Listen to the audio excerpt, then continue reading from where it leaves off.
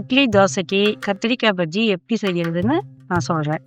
எங்கள் கோயம்புத்தூரில் எப்படி செய்வோன்னா, கத்திரிக்காய், பச்சை மிளகா, சின்ன வெங்காயம், பூண்டு, அப்புறம் கொஞ்சம் பூசணிக்காய், ஒரு உருளைக்கிழங்கு எல்லாம் கட் பண்ணி வச்சுட்டு எல்லாம் அப்படியே குக்கரில் போட்டு மூடி வச்சிடணும். கொஞ்சம் மஞ்சத்தூள் போட்டு மூடி வச்சிடணும்.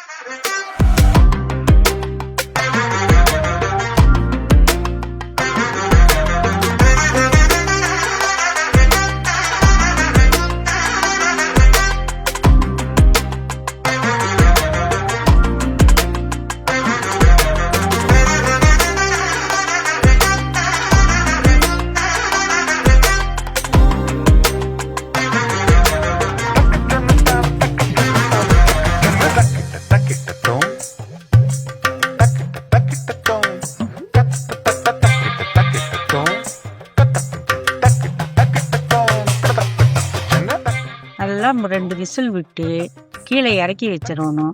அப்புறம் சட்டி எடுத்து அந்த சட்டியில் அந்த வேக வச்சதெல்லாம் ஊற்றி நல்லா கடையணும்.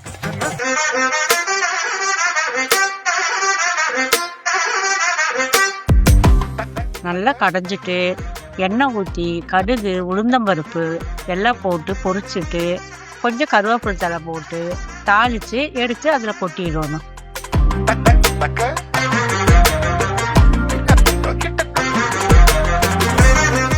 கோயம்புத்தூர் ஸ்பெஷல் பஜ்ஜியே இதுதான். நீங்கள் செஞ்சு பாருங்கள், ரொம்ப நல்லா இருக்கும். இந்த வீடியோ பிடிச்சிருந்தா லைக் பண்ணுங்கள், சப்ஸ்கிரைப் பண்ணுங்கள், கமெண்ட் பண்ணுங்கள், ஷேர் பண்ணுங்கள்.